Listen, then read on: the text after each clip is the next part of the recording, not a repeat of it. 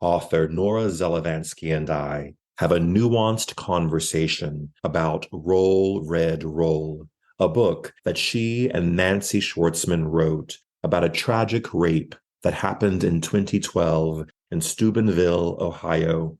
The crime gained national attention because it was the first of what has been many assaults broadcast on the internet and social media. It blew the lid off of what has been the country's inability to grapple with our own complicity in creating a culture where young men casually assume the role of predator, and many young women are left to fend for themselves in harm's way as friends, institutions, and supposed trusted systems fail them. Nora and I delve into the intricate circumstances of the case, the concept of the perfect victim not being the perfect victim, how rigid gender roles contributed to the crime, the phenomenon of slut-shaming, and we ask the question, is there a role for restorative justice in these cases? And that if anyone's child is to be safe, all children must be safe. It wasn't an easy conversation, but a necessary one, where we sought answers and understanding, not blame. Hello and welcome to At the Podium with me, Patrick Huey. At the Podium is a multimedia platform that brings together people from a diverse background of lives, careers, and experiences who all share one thing in common. They have stepped fully into the transformative power of finding and raising their voices to make an impact on the world we live in today. At the Podium holds a space for everyone to share their stories, to be heard, and to bring us inspiration. Today, I'm thrilled to share the podium again with Nora Zelevansky. Nora Zelevansky is the author of 3 novels, Competitive Grieving, Will You, Won't You Want Me, and Semi-Charmed Life. And she is the co-author of the nonfiction book, Roll, Red, Roll, Rape, Power, and Football in the American Heartland. Her writing has appeared in the New York Times, Elle, Town and Country, the Los Angeles Times, the Wall Street Journal, and Vanity Fair, among others. She lives in Brooklyn with her husband, 2 kids, and one enormous cat, Waldo. Nora, welcome back to At the Podium. Thank you, Patrick. Thank you for having me. It's so great to have you back on the show. It's kind of a different conversation for us because the last time we spoke, we were talking about your latest novel that was published, Competitive Grieving. And today we're going to talk about, I think, a very timely and difficult subject, which you co-wrote about with Nancy Schwartzman in the book, Roll, Red, Roll, which was also a documentary, which is now on Netflix. It was very provocative and moving to me when I read it. Thank you. Yeah, no, I'm looking forward to talking about it because it's a really complicated and, as you said, timely topic. So it really is. And when I was reading the book, this passage really hooked me into the story as I was reading the book. And what you all wrote was, what surprised me most was that despite the overwhelming evidence created by the teenage boys themselves, despite the ensuing rallies, the trial, and later the grand jury investigation of school officials and others charged with ignoring and or covering up potential evidence, the town of Steubenville was divided. Instead of working to understand the root causes of this terrible rupture, many residents felt victimized by the unwanted media attention and emphasized how overblown the reaction was to the rape. They stressed Jane Doe's complicity and split hairs about what constituted rape. If we want to understand what defines rape culture, then here it was, laid bare. I couldn't look away. I want to start with you, Nora, on you defining, if you can define, what is rape? that's a really interesting question, and it's central to this case because the answer is, at least legally, rape means something different depending on where you are. In the state of Ohio, where Steubenville is and where the assault and the whole case played out, rape includes digital penetration, which is, fingers in the vagina specifically, as well as intercourse, what we would think of, traditionally as rape.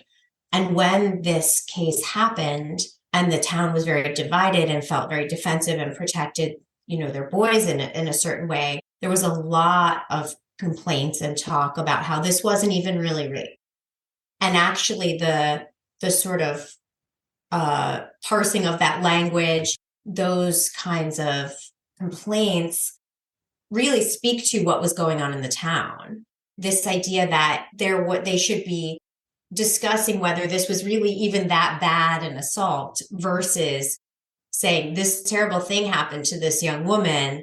What are we going to do to make sure these things don't happen again? What are we going to do about it? Instead, it was like, well, this wasn't even a rape. Mm-hmm. I think that's what really pulled me in with that passage that you wrote, is that people were talking about victimization from the national media that came in to cover this story, but they weren't able to make that leap from the victimization they felt to what Jane Doe would have felt being digitally penetrated by somebody without her consent. I think that irony, and that's probably not the right word, but that passage highlights to me the entire struggle of what this book really talks about, which is how do we make those leaps of empathy and understanding for other people in ways that don't demean the victim in these cases? And maybe that is the rape culture that we find. We can easily understand, oh, the media is descending upon our town, but when it comes to this young woman who, for whatever reason, was in this situation, her body was defiled by somebody. And there seems to be a divide over whether that happened or not, or whether it rose to the level of what happened to the two boys who were involved in this. Yeah, I mean, I think that's ultimately what the book became about.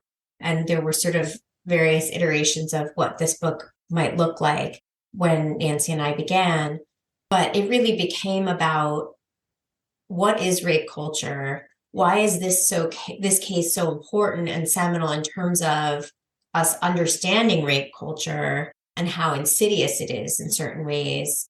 And what can we do, if anything, to mitigate rape culture, to create a culture that doesn't victim blame and victim shame, and that actually doesn't enable a kind of gender inequality that then leads to these kinds of situations. Nora, can you lay out sort of the basic details of the book so people can understand, before we go deeper, what happened to Jane Doe? Absolutely. So on the evening of August 11th in 2012, there was a scrimmage football game at Steubenville High School in Steubenville, Ohio. And after that football game, there was a house party. At that house party were kids from all different schools around the area, including two boys who were on the Steubenville football team and were like rising stars on the team. Trent Mays was one of them, and the other one is Malik Richmond. At the same time, a young woman who we will refer to as Jane Doe, who was actually from just over the border in West Virginia, was sleeping at a friend's house across the street from the party. And they snuck out, as teenagers will do, to go to the party. And Jane Doe had actually been talking to Trent a little bit. There was like some texting going on, some sort of idea that maybe they were into each other. But this was the first time hanging out in person in a real way. Everybody got really drunk. Jane Doe got really drunk. Whether or not she was drugged remains unclear. But basically, she got drunker than her friends had ever seen her, from what they felt like wasn't very much alcohol, or at least wasn't more than she might drink on a different night. And the boys and some other friends of theirs ended up taking her to a second party, despite her friends' protests. They took her to this second party, and later, by the way, they would be charged initially, although these charges got dropped, they would be initially charged with kidnapping for taking her. Because once you're past the point of consent, if someone is taking you somewhere and the friends are saying, don't do it, it's not clear whether she was in a position to be able to consent at all. They got to a second party, which the police would end up calling Party B. At Party B, which was at a kid named Jake Haworth's house, she threw up. She could barely stand up. She fell over. Everybody saw how drunk she was. Instead of feeling sympathy for her, a lot of them sort of judged her, laughed at her. She threw up outside. Malik Richmond actually held her hair while she was throwing up. She took off her shirt because it had vomit on it. And then she was asked to leave. And because she was so out of it, the boys, including Malik Richmond and Trent Mays, carried her out by her limbs. And another friend of theirs, who actually had been an ex-boyfriend of hers, his name's Cody, snapped a picture. And that picture would go on to become kind of an infamous picture because they ended up posting it on social media. And that's what was going on throughout this whole time. And this is one of the things that makes this case incredibly unique, is that they were the kids, not just those two boys, but their friends and even their friends' friends were posting what was happening on Twitter and texting each other about it as if it was so funny that she was so drunk. And the things that they were saying were really, really horrifying. And they left what would become a digital trail of breadcrumbs, basically, for the police.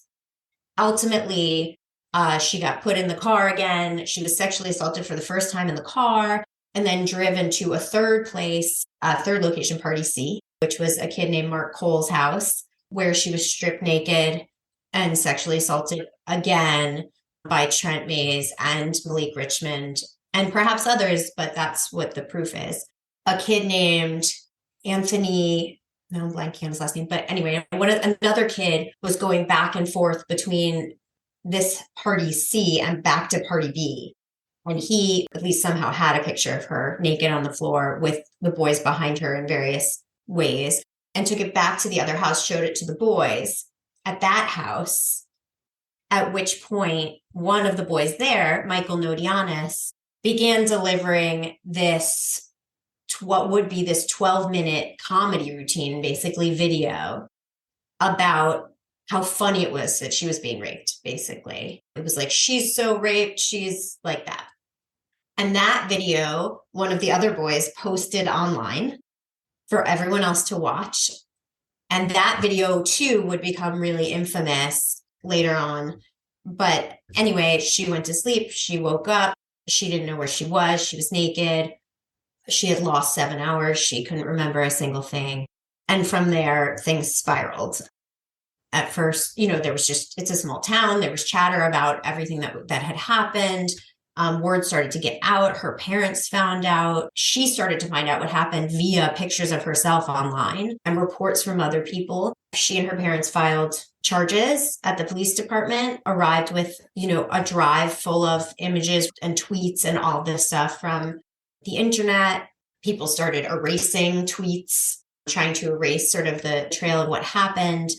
And essentially, after much investigation, Malik Richmond and Trent Mays were arrested for her rape.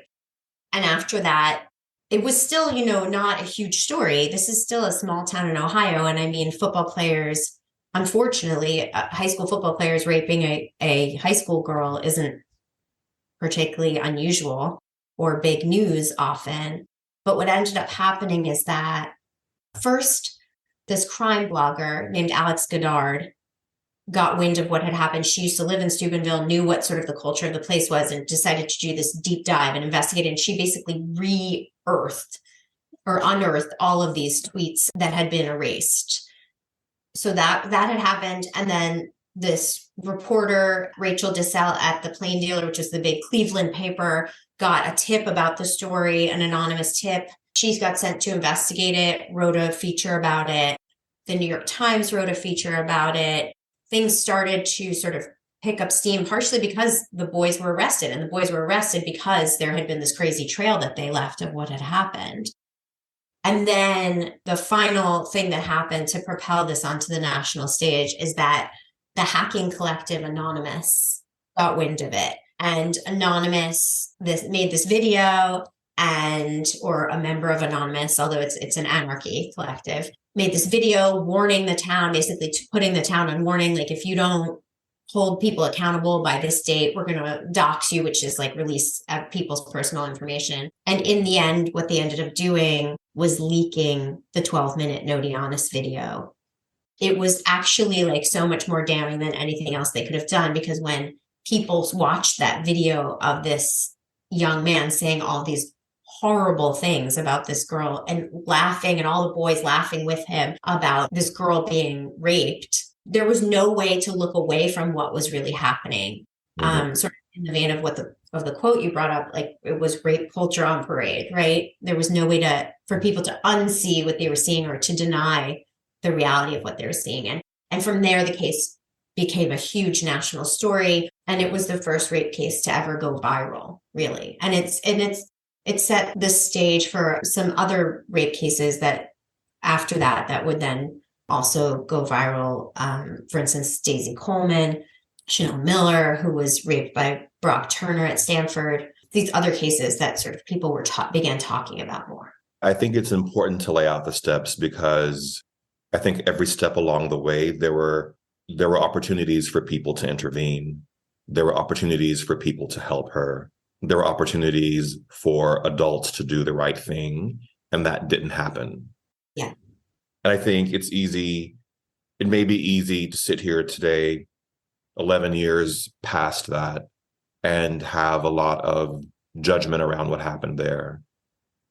But you and Nancy talk about in the book something called separate sphere ideology. And you talk about, and if I'm understanding this correctly, you talk about separate sphere ideology being almost like all these different roles that people fell into that prevented anyone from helping Jane Doe in this process. And you talk about bystander syndrome. You talk about masculinity panic. You talk about how boys evaluate each other on their homosexuality scale. How gay are you? This idea of groupthink and pack mentality and these very rigid gender roles that people have to play. And then ultimately slut shaming that came into play to really leave Jane Doe defenseless in this situation. Yeah. Can you go deeper into this whole idea of separate sphere ideology? Because I think it really was at play here. Yes, absolutely. And I do want to say I'm not an expert on separate sphere ideology, and we interviewed a lot of people. I found it totally fascinating. But my understanding of separate sphere ideology is basically that it talks about cultures in which the genders are treated as completely separate beings with completely separate roles. And often in these situations, as we know, that's a hierarchy, right? So often, and most often, a hierarchy that finds men, higher and women lower on the totem pole. And so actually a really good example would be football culture, actually, which comes into play in the book a lot as well, because it's a culture in which there actually is no space for women, except perhaps like in skimpy outfits on, as cheerleaders on the field. This is becoming slightly less the case as time goes on, but it's male players, it's physical, it's violent, it's about male coaches and men on the sidelines. And in this case, at Steubenville, even like male priests on the sidelines. It's a good example of a culture in which stereotypes about both genders and biases sort of run rampant because there's no overlap. There's just this sense of these two disparate, ways of being. And so there's no grounds for discussion. There's no grounds for conversation. And so the idea is that the more that we see men and women in these completely separate ways, the more that the cultures are allowed to sort of run rampant, that the men have one role and the women have another, and the roles are not shared. There's no empathy, and basically issues like rape culture thrive. What really comes through as you're describing the separate sphere ideology, and I think what the book does really well is that it contextualizes this entire event. I think there's an idea, there's a mythology in our culture that there was some point in sort of middle America, in sort of the Rust Belt of America, in these manufacturing towns when there were these golden years, and there were these sort of halcyon days. But as you guys were doing the work on the book, you sort of debunked this myth that those days even existed, because even in those days, there was a high rate of violence and sexual abuse towards women that you were able to uncover. That even within the workplace itself, there were these really strong hierarchies of management and non-management and how that played out in the social setting. And it made me feel like, as I was reading, did these kids in Steubenville even have a choice? Were they going to end up, was it going to be Jane Doe or was it going to be someone else, that they were going to end up in this situation because the die had been cast? Well, one thing I should just say is that this was a project that Nancy brought to me, not the other way around. When this project began, the book version of this project began, she had already made a documentary about the town. And that meant that she spent 3 years moving in and out of that town, getting to know the people, getting to have like a really in-depth understanding of what it was to be in that place. So she had like a pretty nuanced and complex understanding of Steubenville as sort of a microcosm also for other small towns in like our heartland. And so I think that, I don't want to speak for her, but Nancy, I think she questioned that a lot. And that's something that we talked about a lot. Like, what were the opportunities for these boys? And the reality is that once the steel mills closed and things deteriorated financially, there isn't a lot of opportunity in Steubenville. Some of the young adults we talked to who had graduated at the same time as these boys and had come back said that coming back to the town, there isn't a lot that you can to do there. Even if you get to go to college, which actually, a decent portion of them seem to go to college, but that in coming back to Steubenville, there's not a lot of opportunity. I know Nancy sort of lamented seeing like some of them became like MMA fighters, and like it just felt like there wasn't a lot of room for them to grow in positive ways. So that's true. But what I would say is that what struck me was that the culture of not taking responsibility for our choices and our actions was so rampant in the town that seemed to me to tamp down the opportunity more than anything else. That this idea that you would just sit in your anger, that somebody else is taking something away from you, that someone is here to take your jobs, that you aren't being offered the opportunities that you should be being offered. This idea of blaming others instead of this idea that a rising tide, raises all boats. That to me seems like the most insidious piece, or at least one of them, another insidious piece. That on top of not having opportunity, there's this culture of anger and blame, which also feels very like Trumpian to me. And is probably why the way that Trump talked about things really appealed to a lot of the men in this place, in this culture. Because there's this idea of someone's trying to take something from you, we need to act.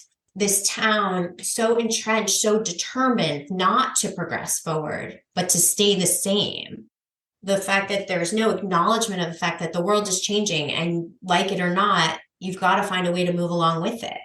Instead, this idea that you should just hunker down and try to hold on to these old ways, which, as you acknowledged, weren't actually that great anyway for marginalized people of all kinds. Right. So to me, like there's sort of a perfect storm of issues that put the boys in a position where, they were likely to have behaved poorly.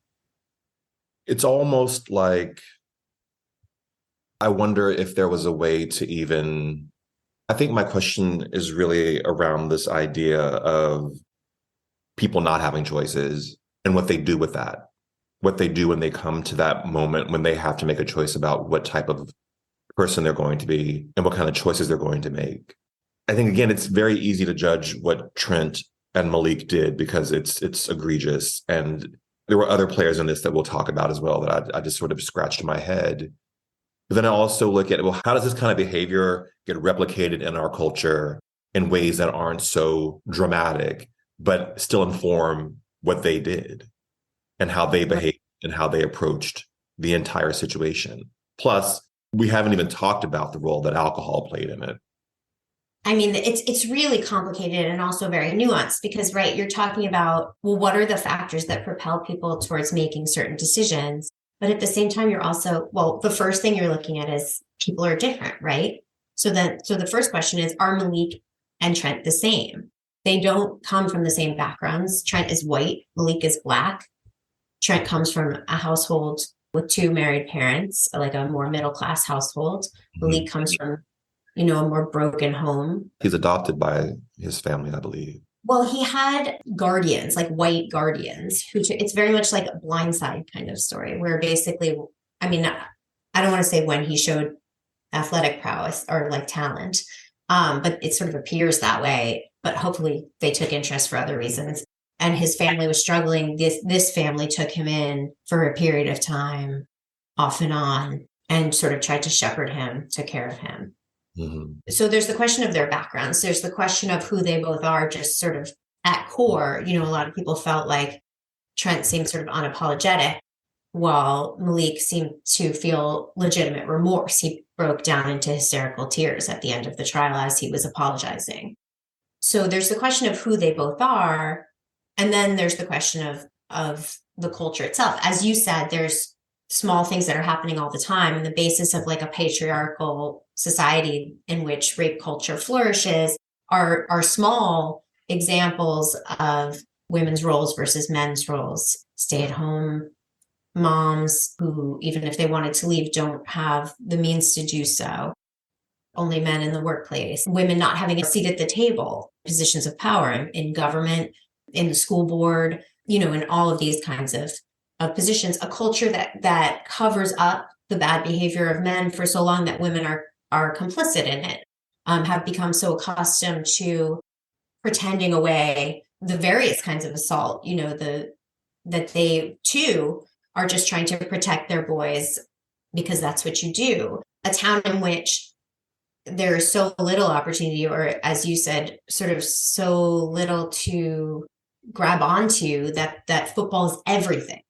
Right. And that to lose football is to lose the whole spirit of the town. So there's so many different pieces. And actually, one interesting example to me is Coach Reno, who's the football coach at Steubenville High School, and is a complicated figure because he is basically the kingpin of the town. Nothing happens, especially with these boys, that doesn't go through him. And in fact, when the rape happened, he was like one of the first people Trent Mays called when people started to talk about, oh, wait, there may be consequences for this.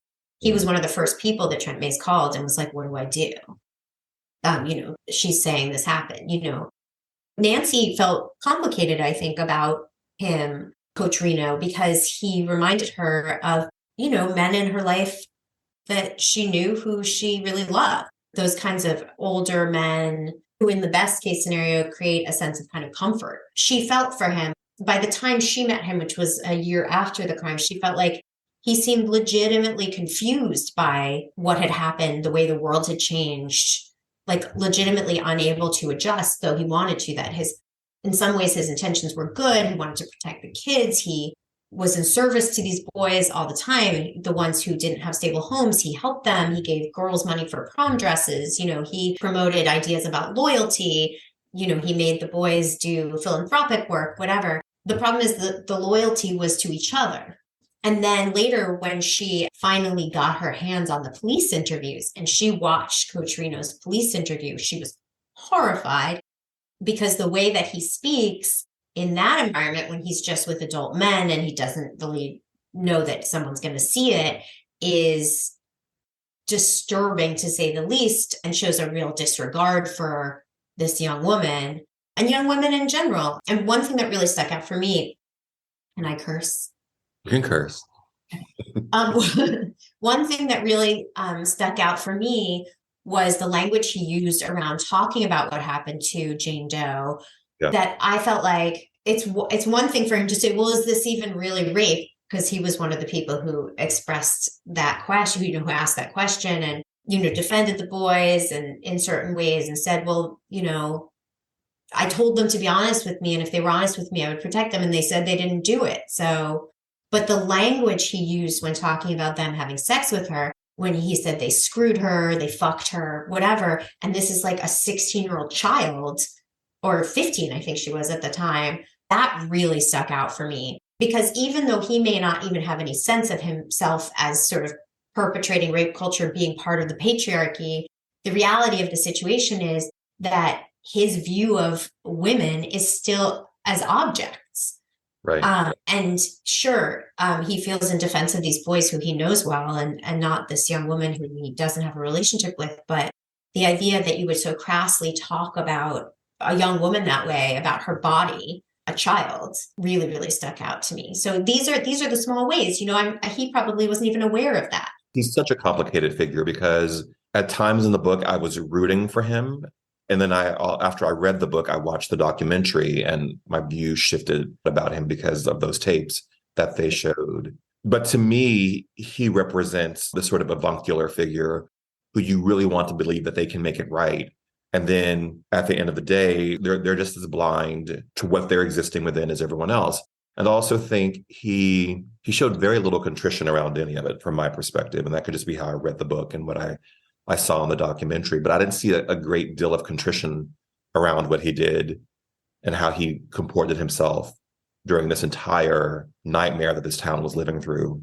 Yeah, I mean, he didn't give a lot of interviews. So like I think Nancy spent a lot of time talking to him off the record, but he really wouldn't go on the record very much. So I think that it's a little hard to understand exactly what his arc is. She at least felt like he had been somewhat humbled by the time she met him, at least like when the New York Times reporters first came, they reported that he yelled at them to get the fuck out, and Yeah. by the time she came, that wasn't the reception she got, but clearly nothing really seemed to change in terms of the way the town was operating. And actually one of the other really striking things, which speaks to his sort of influence and power, though less to his journey, is that when news started to get to to reach the school officials about what had happened before anyone was arrested, perhaps even only when the police were maybe first involved or even not yet involved, instead of the superintendent or the principal handling the situation, or them going to law enforcement and saying, okay, we don't know what happened, but something happened. They put the coach in charge of dealing with his players. And what he chose to do was say to them, did you do this? And they said no. And he was like, okay. He was done with it. He was like, all right. He was done with it. And especially interesting because even for drinking, they should have been suspended for the team, from the team. But he was afraid to acknowledge, he said later in police interviews, that he didn't want to acknowledge that they had been drinking because he thought it made them look guilty. And he actually also encouraged them to stop texting each other because they were still, after the fact, unwisely texting each other. I mean, one of the things that makes this case really fascinating too is that it's right as social media sort of comes into the mainstream. And so they really didn't understand the repercussions of social media. Like they really didn't understand how permanent what you post is, like what you put online. And it seems to us so incredibly stupid, I have to say, to post everything that you're doing online, to live tweet, your crime with glee, but they really didn't have a full understanding. And they didn't understand that about their texts to each other as well. I think if we pull it out a little bit, Nora, I think it can become super easy to sort of denigrate small towns and talk about, what's happening in the Midwest. And, those exact same principles, those exact same dynamics were at play in Hollywood with Harvey Weinstein, right? So it's not about location. It's about what has grown and festered in our culture for hundreds of years. And before that, we've never lived in a pro-woman time, but we can look back through history and go, okay, that was the pro-woman moment in history.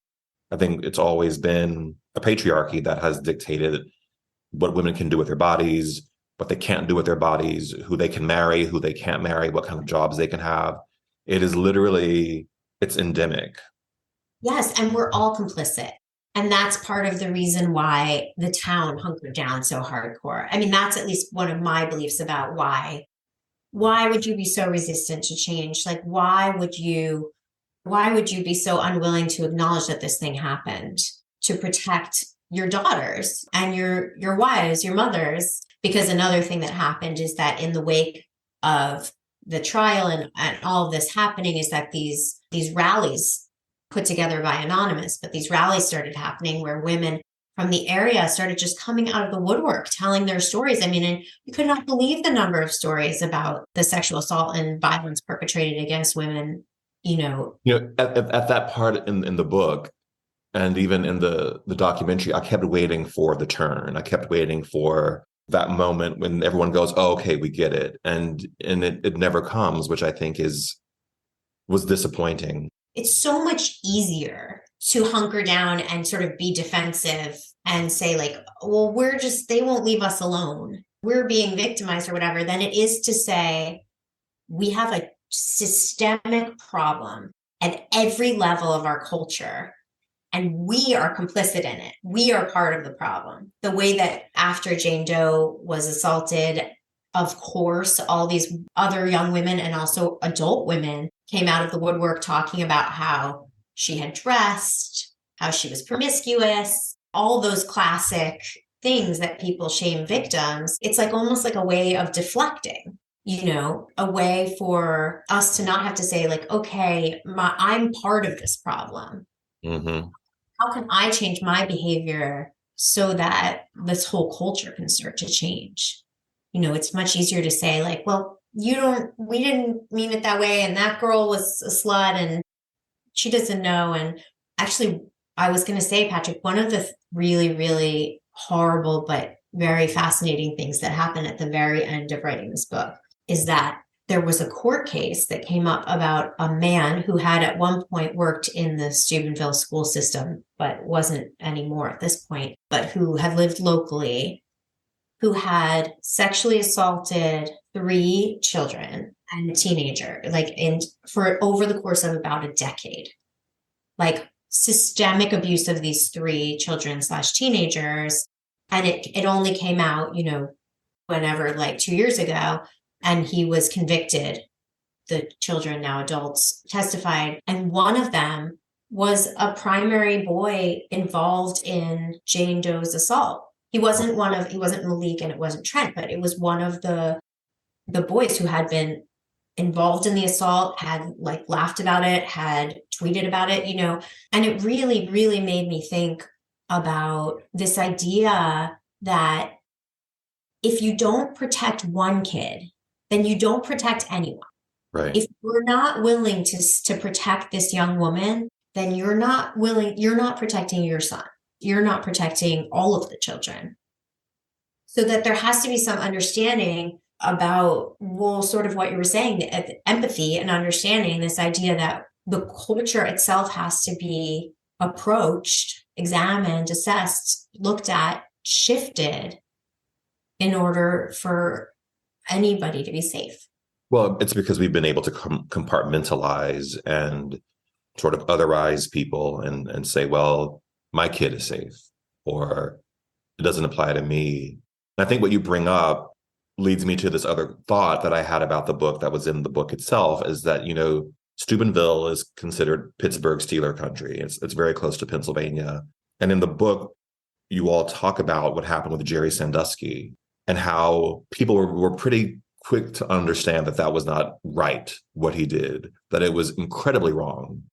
And in the book, there's sort of a lament that where was that sort of upswelling of response and indignation about what happened to Jane Doe? And you guys quote David Zarin, who says, with Penn State, because of the history of homophobia in the locker room, the idea of men having sex with boys inside that space generated a degree of outrage that was just.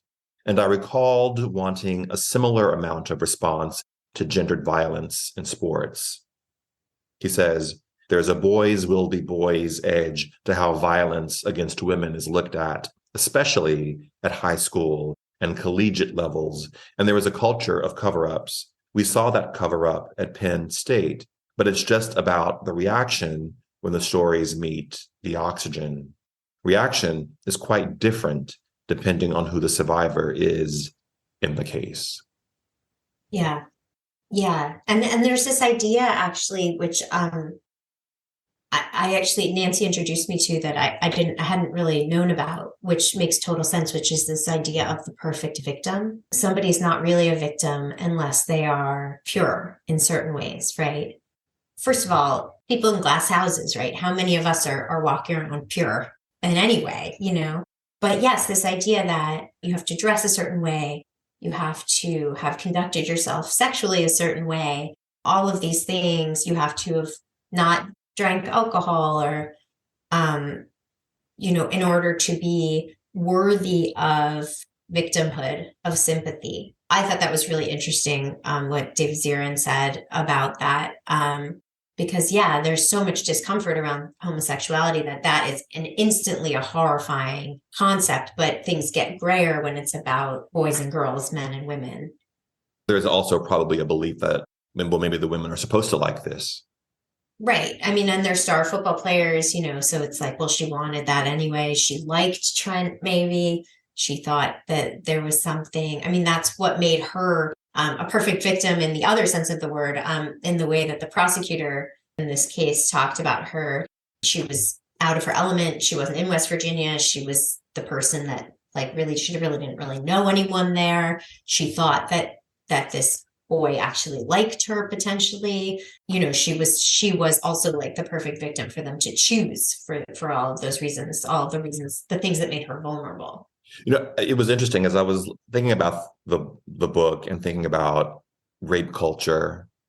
I thought about Maureen Dowd at the New York Times, and I started doing some research, and I was reading some of the things that she had said about Monica Lewinsky back in 1998. And she writes of Lewinsky that the former White House intern has been painted as more mall rat than policy wonk, a valley girl more absorbed by the expansion of her waist than by the expansion of NATO, more concerned with waxing eyebrows than with waning hopes for peace in the Middle East. And then she just goes right in February of 1998 and says that Lewinsky is a ditzy, predatory White House intern who might have lied under oath for a job at Revlon, juxtaposing that to what she said in 2017 after the Me Too movement started. And she writes, there's a rough justice in this initial barrage of j'accuses before people work out hierarchy of sins and due process, which I think we're talking about now.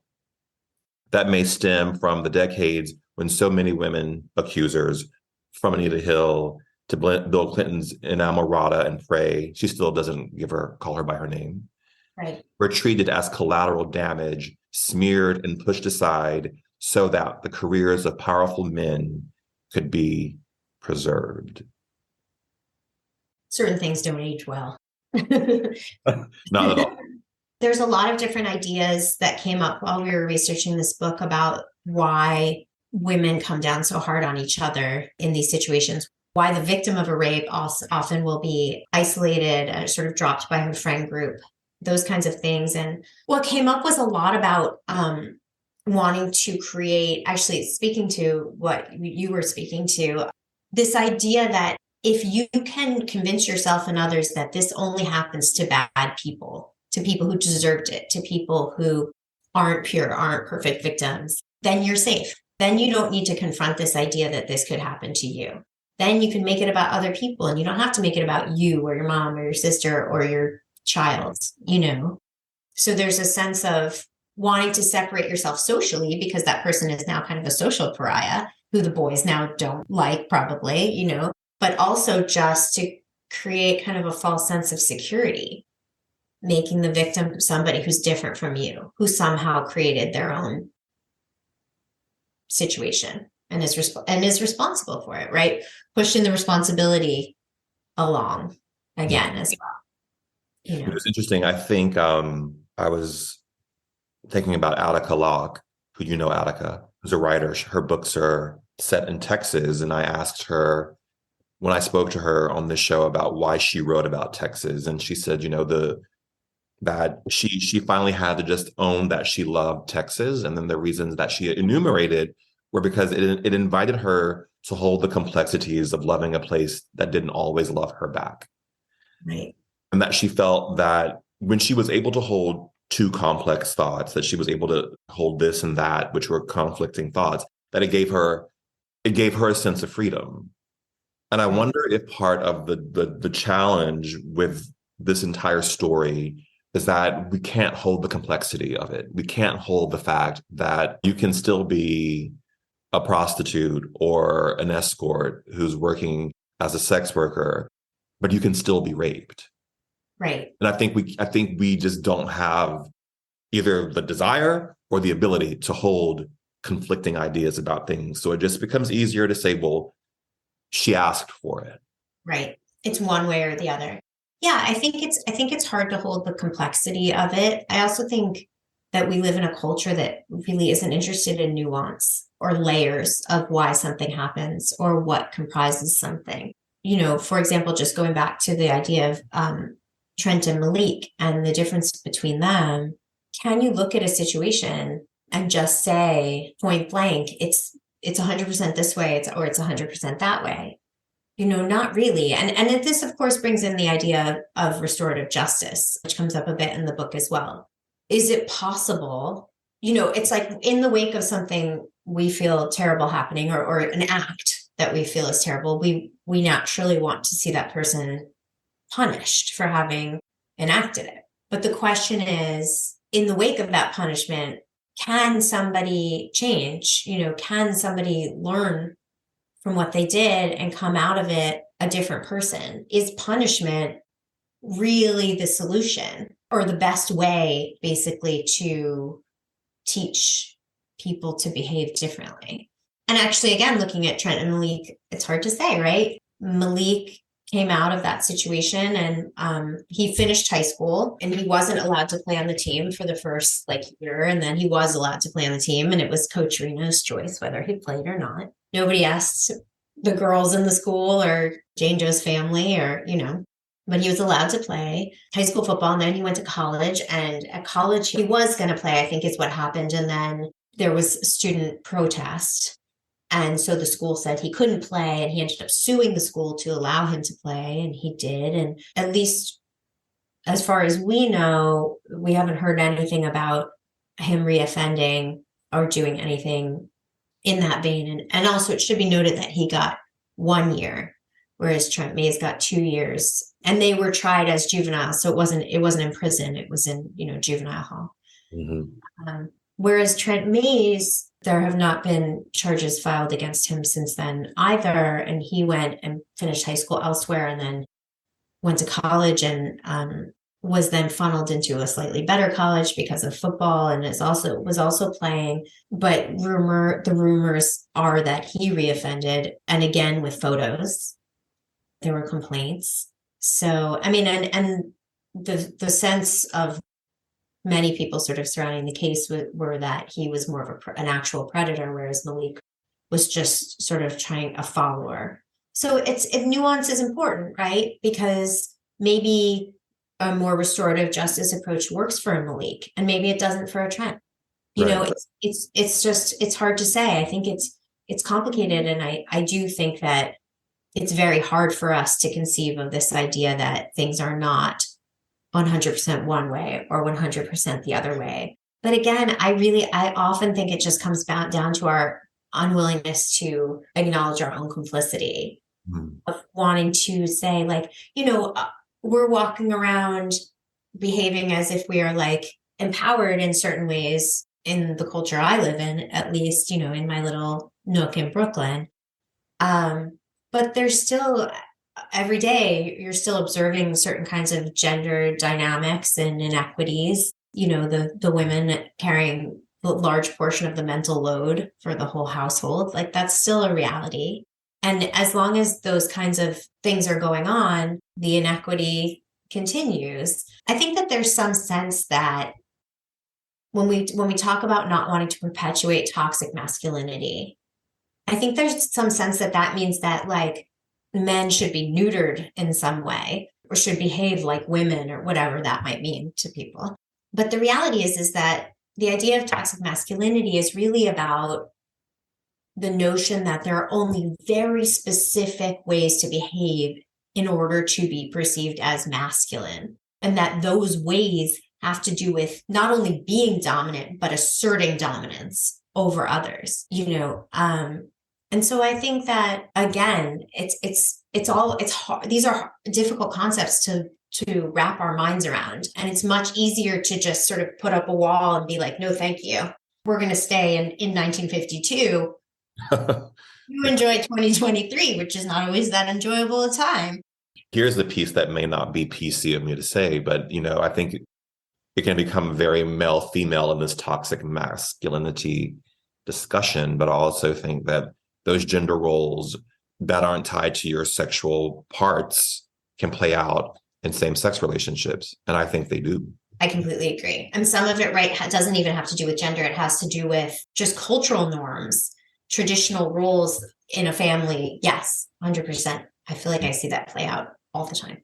So, Nora, you have a son and a daughter, and I wonder what working on this book will impact or has impacted how you've raised him and how you are raising her.